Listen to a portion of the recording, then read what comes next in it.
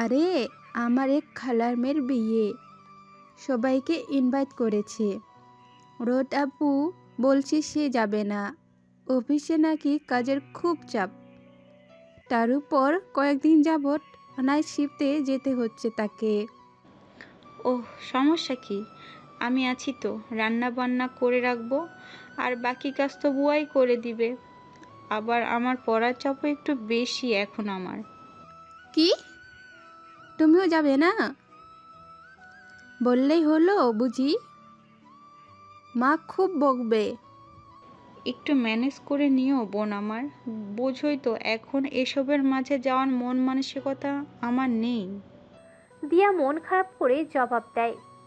আচ্ছা, কি আর করার, দেখি। দুজনে বসে বসে গল্প করতে থাকে। রোদেলা খুব ক্লান্তি নিয়ে বিকেলবেলায় বাসায় ফিরেছে। এমন সময় টিপ টিপ বৃষ্টি শুরু হলে দৌড়ে গিয়ে একটা ছাউনির নিচে দাঁড়ায়। তার বৃষ্টিতে ভিজতে একদমই ভালো লাগে না। ওই ঘটনার পর একবার কিছুটা স্বাভাবিক হয়ে রোদেলা বৃষ্টিতে ভিজতে ছাদে উঠেছিল। তার মা চিল্লিয়ে বলে ওঠে, আর কত নির্লজ্জের পরিচয় দিবি? এত কিছুর পরও ঢং কমেনি? এখন আশেপাশে বাড়ি ছেলেদের শরীর দেখানোর শখ উঠেছে। তারপর আজ এত বছর রোদেলা বৃষ্টিতে ভেজে না। কোনো মাই হয়তো দুনিয়াতে নিজের সন্তানকে এতটা ঘৃণা করে না যতটা রোদেলার মা তাকে করে। অথচ একটা সময় তার মা দুনিয়ার সবচাইতে বেশি তাকে ভালোবাসতো। পাড়ার প্রতিবেশীদের গর্ব করে বলতো, ভাবি আমার মেয়ে কখনো ভুল করতেই পারে না। ও কোনোদিন এমন কিছু করবে না যাতে আমাদের মান সম্মান যায়, দেখে নিয়েন। তবে রোদেলা সেই অহংকার টিকতে দেয়নি। কলেজ জীবনের একটা ছোট্ট ভুল আজ সব শেষ করে দিয়েছে। বৃষ্টির সময় দোয়া করলে নাকি সেটা কবুল হয়। রোদেলা ছাউনির কিছুটা সাইডে এসে আকাশের দিকে তাকায়। আশেপাশে এখন কেউ নেই। সে পুরো একা। কেঁদে কেঁদে বলে ওঠে, আল্লাহ, সবাই তো মুভ অন করে নিয়েছে, আমি কেন পারছি না? একটা পাপের জন্য আর কত শাস্তি দিবে আমায়? আমিও তো তোমার এক সৃষ্টি, একটু কি দয়া হয় না আমার উপর? ওপর থেকে কোনো সাড়া আসে না। রোদেলা চুপ করে চোখ বন্ধ করে পাশের পিলারে হেলান দেয়। কাঁদতে থাকে অনায়াসে। এতে যদি মনটা একটু হালকা হয়। অন্যদিকে আর্মি ক্যাম্পে এখন খুব তাড়া, হাতে বেশি সময় নেই। আর 1 বা 1.5 মাস পর খুব বড় একটা মিশনে যাবে সবাই। এই জন্য সব কিছু নিয়েই প্রস্তুতি চলছে। মেজর রাফনাল সাদি, ইয়েস স্যার। আপনি আপনার টিম নিয়ে রেডি তো? জি স্যার। শেষবারের মতো আপনার টিমকে আজ কিছু বলার থাকলে বলতে পারেন। তারপর মোটিভেট করার সময় নাও পেতে পারেন। মাত্র 1.5 মাস সময় পাবো সর্বোচ্চ। জানি স্যার। এখন টিমের কাছে যেতে পারেন। Of course sir. আফনান তার সিনিয়রকে কুর্নিশ করে পিছুপা হয়ে তার ক্যাম্প থেকে বেরিয়ে গেল। কিছুটা দূরে তার টিমের সব আর্মি অফিসাররা সারিবদ্ধভাবে দাঁড়িয়ে আছে। সবাই যতই শক্ত আর স্ট্রেটভাবে দাঁড়াক, চোখে মুখে হালকা ভয়ের ছাপ দেখা যাচ্ছে। আফনান বুঝল এখন শেষবারের মতো মিশনে যাওয়ার আগে পুরো টিমের মনোবল কিছুটা বাড়াতে হবে। আপনারা সবাই প্রস্তুত? আমি জানি আপনারা হয়তো কিছুটা ভয়ে আছেন। প্রথমে পুলিশরা এতে ইনভলভ ছিল, তবে তারা সফল হয়নি। আজ অবধি প্রায় 3টা আর্মি টিম এই মিশনে আগেও গিয়েছে, তবে দুর্ভাগ্যবশত তারাও ফিরে আসতে পারেনি। আপনারা ভয় পাবেন না, আমি কথা দিচ্ছি আমার পুরো টিমের একজন অফিসারের গায়ে আমি একটি গুলি লাগতে দেব না। বর্ডার পার হয়ে আসে এই অপরাধীদের আমরা নিশ্চয়ই নিজেদের আয়ত্তে আনব। আমাদের প্রথম অভিযান হবে প্রায় 1 থেকে 1.5 মাস পর। আমরা সফল হলে প্রায় 6 মাস পর আরেকটা মিশনে যেতে হবে, অন্য জায়গায়। দুটো স্থানের হেড একজন। এই মিশন সফল হলে তাকে আমরা অবশ্যই খুঁজে বের করতে পারবো আর শাস্তি দেব, সে যেই হোক। সবাই একসাথে বলে উঠল, মনে রাখবেন আমরা কারা। একদম ঠিক। একটা দেশ টিকেই থাকে সেনাবাহিনীদের ভরসায়। আমরা যে কোনো প্রয়োজনে দেশের খাতিরে সর্বদাই প্রস্তুত থাকব। নিজেদের প্রাণের চেয়েও দেশটা আমাদের কাছে অধিক প্রিয়। Got it? আমার আপনাদের প্রতি বিশ্বাস আছে, আমরা পারব, আমাদের পারতেই হবে। আপনারা প্রস্তুত তো বীর সৈনিক? আফরান সেই স্থান ত্যাগ করে বন্ধু মেজর রেহানের কাছে যায়। কিছুটা আড়ালে নিয়ে বলে, রোহান, আমাকে একটা হেল্প করতে পারবে? কি হেল্প? কাল একটা কাজ করতে হবে। আজ পুরো বাড়ি খালি, সবাই বিয়ের অনুষ্ঠানে গিয়েছে, শুধু রোদেলা আর অন্তরা যায়নি। রাতে খুব আজীব আজীব স্বপ্ন দেখেছিল অন্তরা। তার মা বলতো অন্তরার নাকি একটা আধ্যাত্মিক ক্ষমতা আছে। আসন্ন বিপদ সম্পর্কে নাকি ও স্বপ্নে একটু হলেও আন্দাজ পেয়ে যায়। অন্তরা অবশ্য নিজেও কিছুটা বিশ্বাস করে। একবার ছোটবেলায় রাতে স্বপ্ন দেখেছিল তার শরীরের উপর কিছু দিয়ে আঘাত করা হয়েছে। এর পরের দিন তার একটা অ্যাক্সিডেন্ট হয়। আবার একবার স্বপ্ন দেখেছে সে ডিম ভাজতে গিয়ে পুড়িয়ে ফেলেছে। পরের দিন দেখা গেল হঠাৎ তাদের পাশের বাসায় আগুন লেগে যায়। এমন অহরহ ঘটনার সাক্ষী আছে সে। সন্ধ্যা গড়িয়ে এখন প্রায় রাত। পুরো বাড়িতে অন্তরা একা। সকালে সবাই যাওয়ার সময়ও বারবার করে জোর করেছিল ওকে, তবে ও যায়নি। এদিকে রোদেলাও সন্ধ্যা হতে বেরিয়ে গিয়েছে। আজকে নাকি নাইট শিফট। দারোয়ান কাকাকে বলে গিয়েছে অপরিচিত কেউ আসলে যেন গেট না খোলে। রোদেলা যথাসময়ে অফিস পৌঁছে যায়। সাধারণত রাতের শিফটে পুরো অফিসে তেমন হাতে গোনা কয়েকজন ছাড়া কোনো লোক থাকে না। সব ইম্পর্টেন্ট ফাইল রিচেক দেওয়ার দায়িত্বটা পড়েছে রোদেলার উপর। না চাইতেও যখন তখন কাজ করতে হয় তাকে। তবে রাতে একা একা কাজ করতেও খুব ভয় পায়। ওর ফোবিয়া আছে, অন্ধকারে ভয় পাই খুব। তবে ফোর্থ ফ্লোরে নিজের ডেস্কে এসে কিছুটা অবাক হয় সে। একটা ফাইলও নেই। ফাইল কোথায়? এক পিয়ন কাকা নাস্তা নিয়ে স্যারের রুমে দিতে যাচ্ছে। রোদেলাকে দেখে বলে। কিছুটা বিরক্ত হয় রোদেলা, তবে প্রকাশ করে না। এই লোকটা গত 1 মাস জ্বালাতন করছে অনেক। প্রায় কারণে অকারণে রুমে ডাকবে। টুকিটাকি কাজ যা তার পিয়নরের করা কথা সেই সবের জন্য ডাকবে রোদেলাকে। অফিসে ইতিমধ্যে গুঞ্জন শুরু হয়েছে কিছুটা। অনেকে বলছে এতে দুজনের মাঝে কিছু একটা চলছে। কথাটা অবশ্য ইয়াসিনের পিয়ে ছড়িয়েছে। Hot hot tight fit western dress পরেও সুদর্শন বড়লোক ছেলেকে পটাতে না পারার ব্যর্থতার যন্ত্রণা থেকে মুক্তি পাওয়ার জন্য হয়তো।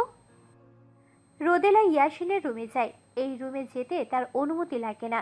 ইয়াসিনই বলেছে তার অনুমতি নেওয়ার প্রয়োজন নেই।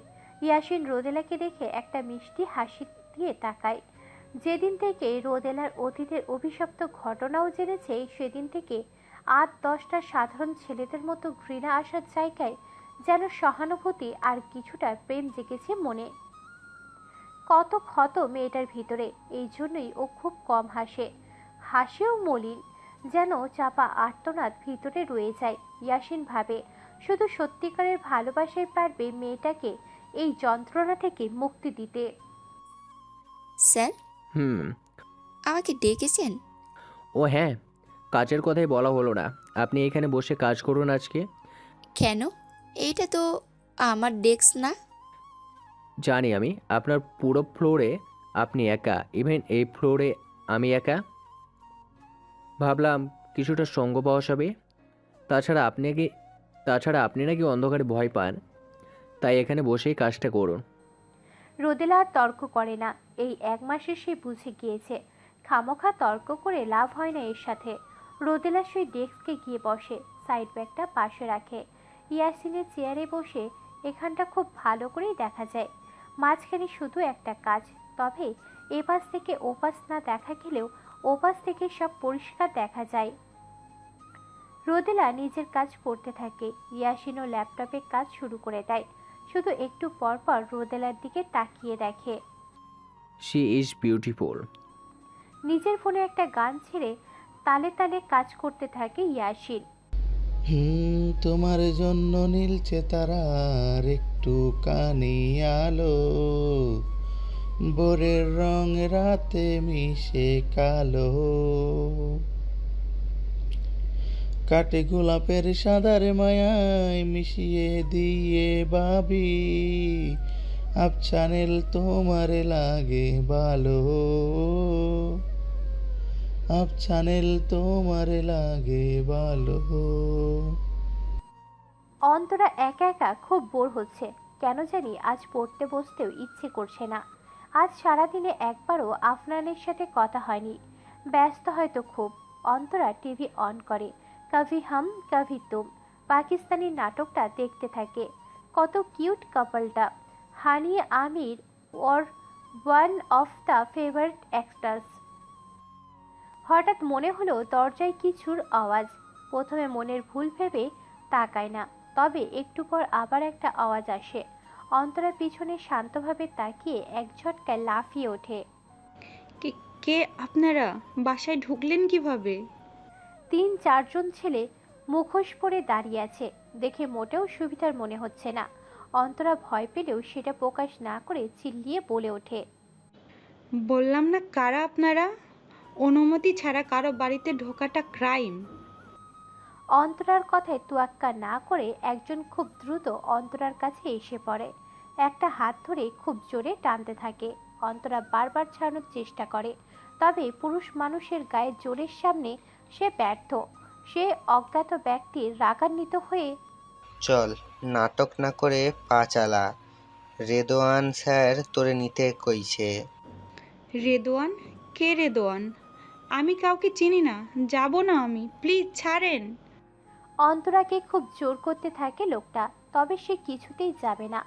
এক পর্যায়ে রাগের বশে লোকটা অন্তরাকে একটা থাপ্পড় মেরে বসে। ছিটকে গিয়ে নিচে পড়ে সোফায় একটা বাড়ি খায় মেয়েটা। ডান চোখের ভ্রু ফেটে রক্ত বের হতে থাকে। মাথা নিচু করে আল্লাহকে স্মরণ করতে থাকে। এমন সময় বিদ্যুৎ চলে যায়, পুরো বাড়ি অন্ধকার। হঠাৎ কিছুর ভাঙার আওয়াজ আসে, আর একসাথে কয়েকজনের আর্তনাদ। অন্তরা ভয়ে উপরে তাকায় না। ওরা সবাই কাউকে বারবার অনুরোধ করছে ছেড়ে দিতে। স্যার প্লিজ ছেড়ে দিন, আর কোনোদিন এমন করব না। আমাদের রেদোয়ান পাঠিয়েছে। জানোয়ারের বাচ্চা, তোদের সাহস কি করে হয় আমার বউয়ের গায়ে হাত দেওয়ার? এই মেজর আফনানের স্ত্রীর গায়ে হাত দিয়েছিস তুই। তোর এই হাত আমি শরীর থেকে আলাদা করে ফেলবো। Just wait and see. Afnan একটু থামলো, কাউকে কল করে বলল, বাসায় এসে এক্ষুনি সবকটাকে ধরে নিয়ে যা। হাত কেটে দিবে একদম। সবাই ভয়ে বারবার মাপ চাইছে, তবে আফনান তোয়াক্কা না করে অন্তরার কাছে আসে। মেয়েটা এখনো মাথা নিচু করে সজোরে কেটে যাচ্ছে। ভয় নেই, আমি আছি না। আমি থাকতে কিচ্ছু হবে না তোমার। তাকাও এদিক। অন্তরা কাঁপা কাঁপা চোখে উপরে তাকায়। আফনান সত্যিই এসেছে ও? অন্তরা ওকে খুব শক্ত করে জড়িয়ে ধরে। আফনান ওকে কিছুটা শান্ত করে কোলে তুলে নেয়। এদিকে আফনানের লোকেরাও বাড়ি এসে পড়েছে। রেদওয়ানের দলের লোকেদের টেনে হিচড়ে নিয়ে যাচ্ছে। আফনান অন্তরাকে নিয়ে সিঁড়ি বেয়ে রুমে চলে যায়। বিছানায় শুয়ে পাশে হেলান দেয়। অন্তরা কাঁপা কাঁপা কণ্ঠে প্রশ্ন করে। আপনি চলে যাবেন? আফনান কোনো উত্তর দেয় না। অন্তরাকে শুয়ে উঠে যেতে নিলে অন্তরা ওকে জড়িয়ে ধরে, কাঁদতে কাঁদতে বলে, না, যাবেন না আপনি। আগে ছাড়ো তুমি। না, ছাড়বো না। আমি জানি ছাড়লেই আপনি চলে যাবেন। আজকের রাতটা আমার সাথে থাকা যায় না? অন্তরা প্লিজ বাচ্চামো করো না। বিপদ এসেছিল, তাই আমিও এসেছিলাম তোমাকে প্রোটেক্ট করতে। এখন বিপদ আর আসবে না। আমি এরপর থেকে সুরক্ষা আরও বাড়িয়ে দেব। এখন যেতে দাও প্লিজ। না, দিব না। বারবার বাচ্চামো করায় শেষে বিরক্ত হয়ে আফনান একটা ধমক দিয়ে বসে। সাথে সাথে অন্তরাকে ছেড়ে দিয়ে একদম চুপ হয়ে বসে। আফনান উঠে দরজার কাছে গিয়ে একবার পিছু ফিরে তাকায়। আর 1.5 মাস ওয়েট করো। মিশনটা কমপ্লিট হলে লম্বা একটা ছুটি পাবো আমি। পুরোটা সময় তোমাকে দেব, প্রমিস। কিন্তু এখন অন্তত আমার কাজটা করতে দাও। অন্তরা চুপ করে বসে থাকে। আফনানের কি হলো কে জানে। যেতে নিয়ে আবার অন্তরার কাছে ফিরে এসে 2 হাত দিয়ে মুখটা ওর দিকে ঘোরায়। ঠিক 2 ভুরুর মাঝ থেকে 1 আঙ্গুল উপরের কপালে একটা ভালোবাসার পরশ এঁকে দেয়। সাথে সাথে দ্রুতই স্থান ত্যাগ করে। অন্তরা শুধু এক দৃষ্টিতে ওর যাওয়ার দিকে তাকিয়ে আছে। অন্তরার ঘুমটা আজ ফজরের আগে ভেঙে গিয়েছে। কেন জানি এখন আর বাড়িতে একা থাকতে ভয় করছে না। মনে হয় আফনান সবসময় ওর আশেপাশে আছে। আচ্ছা, কাল যদি ও ঠিক টাইমে না আসতো তাহলে কি হতো? ভাবতেই শরীরে কাঁটা দিয়ে ওঠে। আফনান সবসময় ওর প্রয়োজনে হাজির হয়। এর আগে একবার কলেজ থেকে একটা ট্রিপে গিয়ে জঙ্গলে হারিয়ে গিয়েছিল অন্তরা। পাশে ছিল সেনা ক্যাম্প। কোনো এক কাজে আফনান সেখান দিয়ে যাচ্ছিল। কলেজ ড্রেস পরা এক পিচ্চিকে দেখে বলে, এই মেয়ে, এখানে কি করছো? প্রথমে কিছুটা ভয় পেয়ে যায় অন্তরা, পরে শরীরের সেনাদের ওই ব্যাজ দেখে কিছুটা আশ্বস্ত হয়। কি হলো বলো? এটা তো ডেঞ্জারাস এরিয়া, বাহিরের কারোর প্রবেশ নিষেধ। না মানে আমি পথ হারিয়ে ফেলেছি, কিভাবে ফেরত যাব বুঝতে পারছি না। বলেই অন্তরা কান্না করে দেয়। প্রায় সন্ধ্যাও হয়ে এসেছে, অনেকটা ভয় পেয়েছে বেচারি। আর এই লোক ভালো নাকি খারাপ তাও সে জানে না। আচ্ছা চলো, আমি তোমাকে দিয়ে আসি। আপনি আবার আমার রক্ত খাবেন না তো? কি? না মানে খারাপ ভাববেন না, কোরিয়ার থ্রিলার মুভিগুলো দেখতাম, সিরিয়াল কিরালা তো দেখতে খুব হ্যান্ডসাম হয়, পরে এমন জঙ্গলে কাউকে পেলে নিয়ে মেরে খেয়েও ফেলে। আফনান ভ্যাবাচাকা খেয়ে যায়। সুন্দর দেখে সুনাম করলো নাকি বদনাম ঠিক আন্দাজ করতে পারছে না। তবে সে অন্তরাকে ঠিকই তাদের পিকনিক স্পটে পৌঁছে দেয়।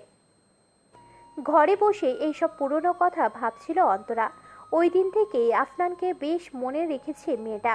ঘরের ডাইনিং টেবিলটা সামনে গিয়ে বসে, একটু সাজতে ইচ্ছে করছে একা একা। মেয়ে মানুষের এই এক অভ্যাস, যখন বাসায় কেউ থাকে না একা একা সাজবে, নিজেকে দেখবে, আবার একা একাই মেকআপ মুছে ফেলবে। অন্তরার সাজতে গিয়ে কিছু একটা পাচ্ছিল না, খুঁজতে খুঁজতে একটা ড্রয়ার টান দেয়। একটা লাল ডায়েরি, উপরে বড় বড় অক্ষরে আফনানের নাম লেখা। বেশ পুরনো, কয়েক বছর আগের হবে।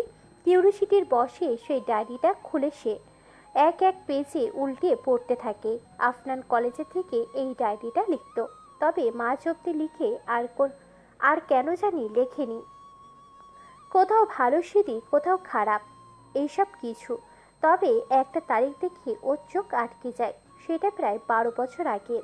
অন্তরা পড়তে শুরু করে, তবে এখানে এমন কিছু লেখা ছিল যা পড়ে অন্তরা একদম বাকশূন্য হয়ে পড়ে। হঠাৎই হাত থেকে ডায়েরিটা পড়ে যায়। এসব কি সত্যি এমন হয়েছিল? নিজেকে নিজে প্রশ্ন করে অন্তরা। তার চোখ দিয়ে ফোঁটা ফোঁটা পানি বের হতে থাকে, যেন চোখের সামনেই ভাসছে সবটা। 12 বছর আগে। আজ কলেজে অনেক বড় অনুষ্ঠান। কলেজের একজন ছাত্রকে সেনা ক্যাম্প থেকে পুরস্কৃত করা হবে। ছাত্রটির নাম হলো আফনান সাদ্দিক। এই পুচকি ছেলে এমন কিছু করেছে যার জন্য পুরো সেনা ক্যাম্প তার কাছে কৃতজ্ঞ। দেশের একজন প্রতিষ্ঠিত বিজনেসম্যান মিস্টার ইয়াহিদ খান, যে এত বড় ড্রাগস পাচারকারী ছিলেন, তাও আবার ফাঁসাতে চেয়েছিলেন সেনা অফিসারকে, তার সবার কল্পনার বাহিরে ছিল। কিছুদিন আগেই কলেজ থেকে বান্দারবন পিকনিক ছিল। খেলার ছলে ঘুরতে ঘুরতে এক জায়গায় গিয়ে থামে আফনান ও তার বন্ধুরা। কিছু লোক মুখে কাপড় দিয়ে ঢেকে রেখেছে, একটা গাড়িতে ট্রাঙ্ক ভর্তি করে কি যেন ভরছে। তারা নিজেদের মাঝে কথা বলছে। আফনানের বন্ধু এসব আড়াল থেকে দেখে ফিসফিসিয়ে বলে, আফনান, চল পালাই, আমাদের দেখলে বিপদে পড়বো। আরে থামো তো সিরাত, কিছু একটা তো এখানে হচ্ছে, সুবিধার বলে মনে হচ্ছে না। ওয়েট, সব ভিডিও করব আমি। সিরাত ভয়ে চলে আসে ঠিকই, তবে আফনান আসে না। এক এক করে সব ভিডিও করে, সাথে ওদের মধ্যে যা কথা হয় তাও উঠে যায়। কে এসবের পিছনে, সে কাকে ফাঁসাতে চায় সব। অতপর লুকিয়ে ফেরত এসে সব প্রমাণ নিজের বাবা আরিফুল ইসলামকে দেয়। সেনাবাহিনীর সব অফিসাররা বেশ গর্বিত হয় ওর উপর। তবে এর ফলে যে কত ভয়ানক হতে পারে তা ওদের পুরো পরিবার বুঝতে পারেনি। সারা রাত কাজ করে রোদেলা বেশ ক্লান্ত। পুরো রাত কম্পিউটারের দিকে তাকিয়ে থাকতে থাকতে চোখ ব্যথা করছে। ইয়াসিনও ইচ্ছে করে রাতে বাড়ি ফেরেনি, মেয়েটাকে একা রেখে যাবে না ও। চলুন মিস রোদেলা। রোদেলা পাশে তাকায়, হাতে ব্লেজারটা নিয়ে দাঁড়িয়ে আছে ইয়াসিন। রোদেলা জিজ্ঞাসাসূচক দৃষ্টিতে তাকালে ইয়াসিন ইশারা দিয়ে বোঝায়, আজ এই অবধি। রোদেলা উঠে ক্লান্তি শরীরে ব্যাগ নিয়ে বেরিয়ে পড়ে। ইয়াসিনও পাশে পাশে হাঁটছে। আজ খুব টায়ার্ড মনে হয়। জি। আমি পৌঁছে দেই। নো থ্যাঙ্কস, আমি যেতে পারবো। ইয়াসিন আর কথা বাড়ায় না, লিফটে উঠে পড়ে দুজনে। রোদেলা চুপ করে নিচে তাকিয়ে আছে। মেয়েটা এত লজ্জা পায় কেন, যেন তাকালেই কিছু হয়ে যাবে। ইয়াসিন হাসে, বাকিদের সরাতে পারছে না, আর একবারও তাকাইও না, হয়তো পুরনো টমার জন্য। নিচে এসে ইয়াসিন তাড়াতাড়ি রোদেলার আগেই গাড়ি থেকে বের হয়। দৌড়ে গিয়ে বিল্ডিংয়ের পাশের দোকান থেকে দুটো এনার্জি ড্রিঙ্ক নিয়ে আসে। নিন। কি এটা? এনার্জি ড্রিঙ্কস, ভালো লাগবে। No thanks. আপনি কি এই ওয়ার্ড ছাড়া আর ইংরেজি পারেন না? নিতে বলেছি, নিন তো। রোদেলা বারবার মানা করার সত্ত্বেও নিতে বাধ্য হয়। তবে এই সময়ে এটির খুব দরকার ছিল আসলেই। রোদেলা ঠোঁট ছুঁয়ে ক্যানটায় একটু একটু করে চুমুক দেয়। গ্যারেজে নিজের গাড়িতে গিয়ে বসে। ইয়াসিন অপেক্ষা করছে কখন রোদেলা গাড়ি থেকে নামবে। সে আগেই টায়ার পাংচার করে রেখেছে। কোথায় যেন শুনেছিল everything is fair in love and war. যদিও সে নিজে এটা মানে না, তবুও একটু আকাম তো করাই যায়। রোদেলা গাড়ি থেকে নেমে যায়। ইয়াসিন হেসে বলে, এখন এই সময়ে গাড়িও পাবে না, চাই একটু হিরে সেজে আসি। তবে ওর পুরো প্ল্যানে জল ঢেলে দিয়ে গাড়ির পিছনে গিয়ে দুটো টায়ার আর হাবিজাবি যন্ত্রপাতি নিয়ে আসলো রোদেলা। কোমরে ওড়না বেঁধে একটা টায়ার পাল্টিয়ে সব ঠিক করে ফেলে। ইয়াসিন দূর থেকে দাঁড়িয়ে এসব দেখে বলে, ধুর বাল, কপালটা আমারই খারাপ। ভুলে গিয়েছিলাম মেয়েটা সব কিছুতেই ব্রেকআপ রাখে। মন মরা হয়ে ইয়াসিনও নিজের গাড়িতে গিয়ে বসল। এদিকে গায়ে কাঁথা টেনে গভীর ঘুমে মগ্ন রোদেলা। সারা রাত জেগে থেকে বাসায় এসে দুটো ব্রেড জ্যাম লাগিয়ে খেয়ে নেয় রোদেলা। অন্তরা জুস আর কিছু সালাদও রেডি করে রেখেছিল। তাড়াতাড়ি খেয়ে রুমে এসে শুয়ে পড়ে। সাথে সাথে তলিয়ে যায় গভীর ঘুমের দুনিয়ায়। অন্তরা নিজেও হালকা পাতলা ব্রেকফাস্ট করে নেয়। নিজের রুমে যাওয়ার সময় কি মনে করে যেন রোদেলার রুমে যায়। মেয়েটা ঘুমাচ্ছে। ঘুমন্ত অবস্থায় ঠিক ছোট্ট বাচ্চাদের মতো লাগছে। এই মেয়ের বয়স 30+। অসম্ভব মনে হচ্ছে অন্তরার কাছে। আচ্ছা, ওই মানুষগুলোর কি একটুও মায়া হয়নি মেয়েটার প্রতি? তখন তো সে আরো ছোট ছিল। অন্তরা রুম থেকে বেরিয়ে নিজের রুমে গেল। বারান্দায় বসে ধোয়া ওঠা এক কাপ দুধ চা খেতে খেতে সেই ভয়াবহ রাতের কথা ভাবতে লাগলো। বিকেল থেকে রোদেলাকে পাওয়া যাচ্ছে না। আরিফুল নিজের সেনা ক্যাম্পে ব্যাক করেছে। রোদেলাকে কিভাবে কি করে খুঁজে বের করবে বুঝতে পারছে না আফনানের মা। চিন্তা করো না মা, আমি ঠিকই রোদাপুকে খুঁজে নিয়ে আসবো।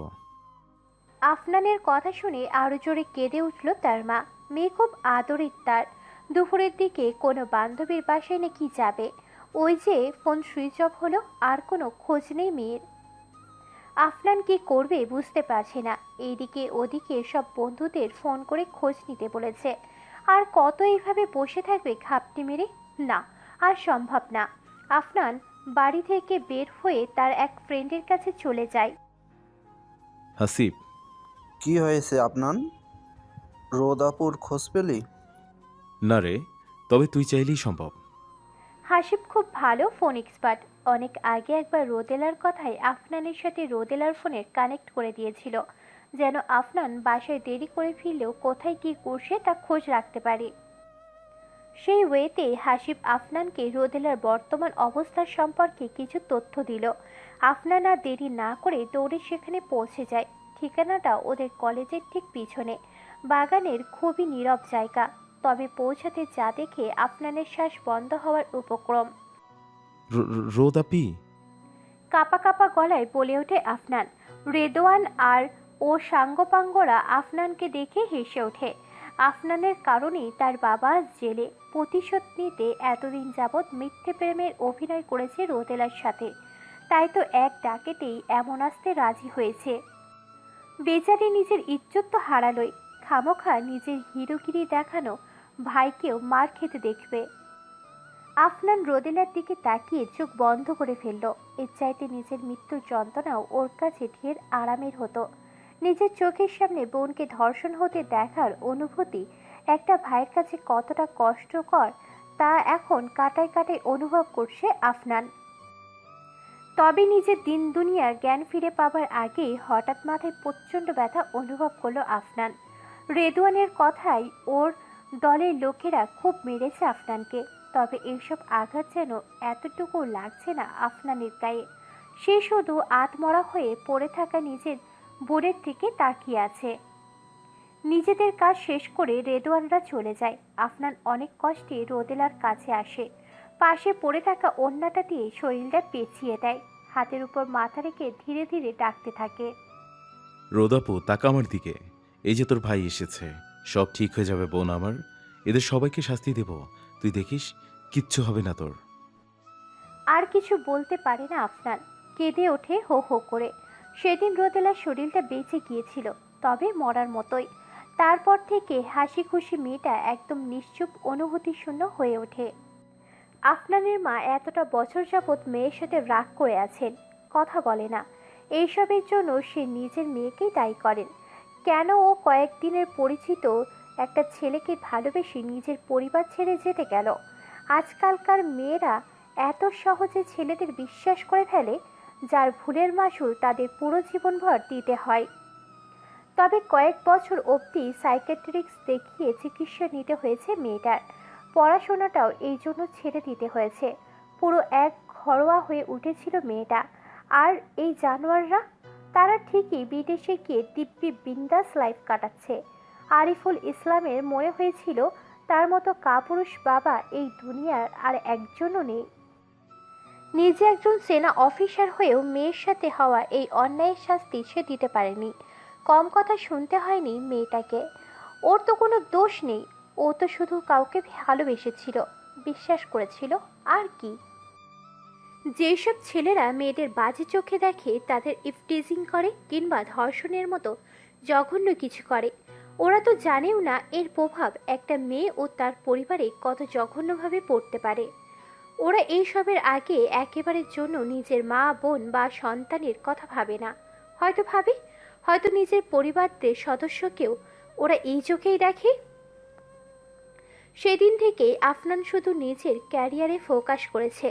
যেইভাবেই হোক ওই পাপীদেরকে ধরে বোনের সাথে হওয়া অন্যায়ের বদলা নিতেই হবে। দুপুরে উঠে ফ্রেশ হয়ে নেয় রোদেলা। একটা নীল রঙের গোল জামা পরে নেয়। একপাশে আয়নার কাজ করা ওড়না ঝোলানো। আজ দুপুর থেকে সন্ধ্যা অবধি শিফট। ভালোই হলো, রাতে আর বাড়ির বাহিরে যেতে হবে না।